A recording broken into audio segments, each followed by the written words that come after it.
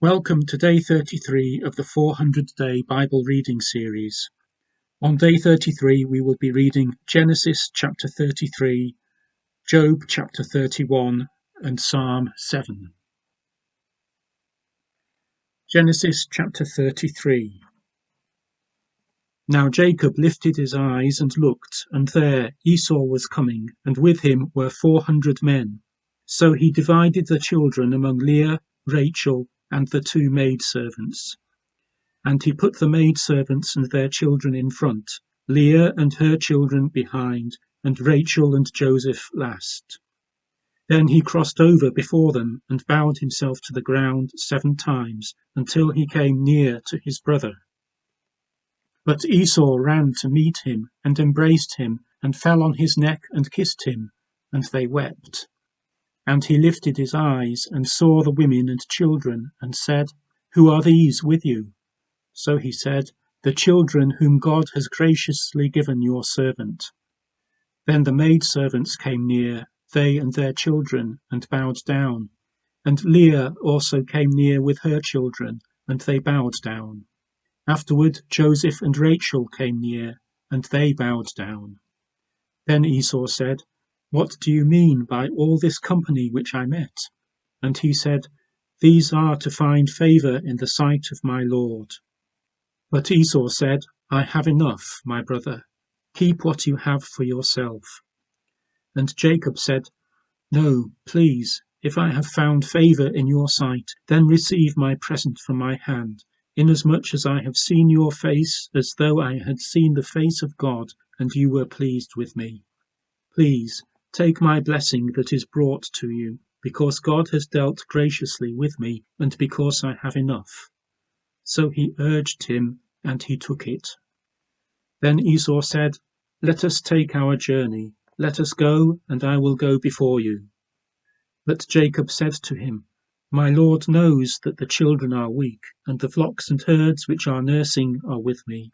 And if the men should drive them hard one day, all the flock will die. Please let my Lord go on ahead before his servant. I will lead on slowly, at a pace which the livestock that go before me and the children are able to endure, until I come to my Lord in Seir." And Esau said, "Now let me leave with you some of the people who are with me." But he said, "What need is there? Let me find favor in the sight of my Lord." So Esau returned that day on his way to Seir. And Jacob journeyed to Succoth, built himself a house, and made booths for his livestock.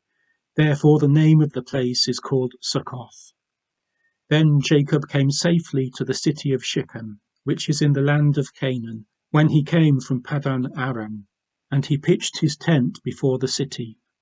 Then he bought the parcel of land where he had pitched his tent from the children of Hamor, Shechem's father, for 100 pieces of money. Then he erected an altar there and called it El Elohe Israel.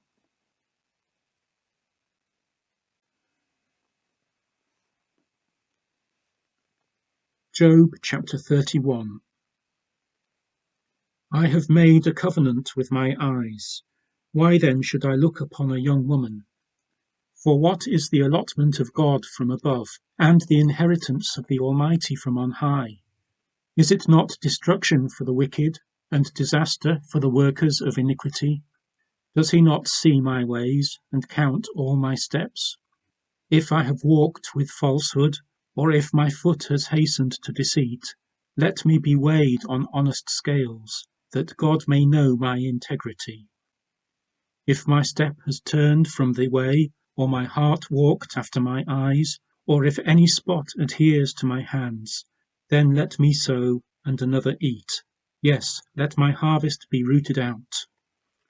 If my heart has been enticed by a woman, or if I have lurked at my neighbour's door, then let my wife grind for another, and let others bow down over her. For that would be wickedness, yes, it would be iniquity deserving of judgment. For that would be a fire that consumes to destruction, and would root out all my increase. If I have despised the cause of my male or female servant when they complained against me, what then shall I do when God rises up? When he punishes, how shall I answer him?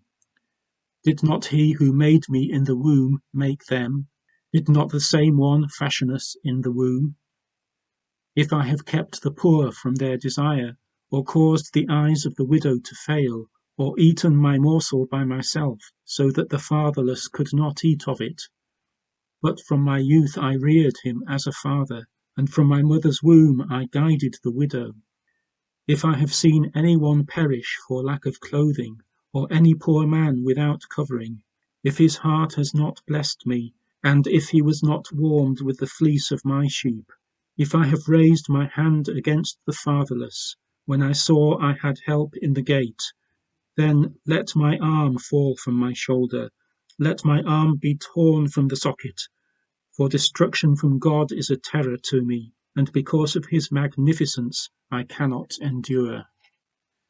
If I have made gold my hope, or said to fine gold, you are my confidence, if I have rejoiced because my wealth was great, and because my hand had gained much, if I have observed the sun when it shines, or the moon moving in brightness, so that my heart has been secretly enticed, and my mouth has kissed my hand, this also would be an iniquity deserving of judgment, for I would have denied God who is above.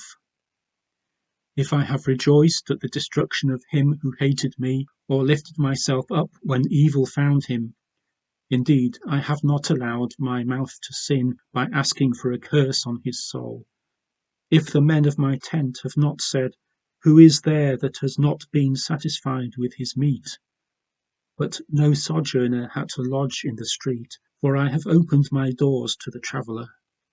If I have covered my transgressions as Adam by hiding my iniquity in my bosom, because I feared the great multitude and dreaded the contempt of families, so that I kept silence and did not go out of the door. Oh, that I had one to hear me! Here is my mark. Oh, that the Almighty would answer me, that my prosecutor had written a book. Surely I would carry it on my shoulder, and bind it on me like a crown. I would declare to him the number of my steps.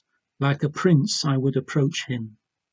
If my land cries out against me, and its furrows weep together, if I have eaten its fruit without money, or caused its owners to lose their lives, then let thistles grow instead of wheat, and weeds instead of barley.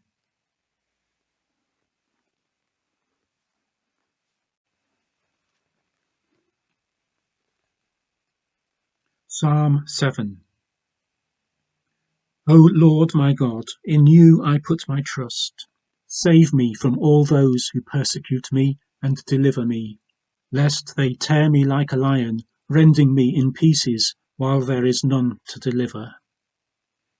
O Lord my God, if I have done this, if there is iniquity in my hands, if I have repaid evil to him who was at peace with me, or have plundered my enemy without cause, let the enemy pursue me and overtake me. Yes, let him trample my life to the earth, and lay my honour in the dust. Selah.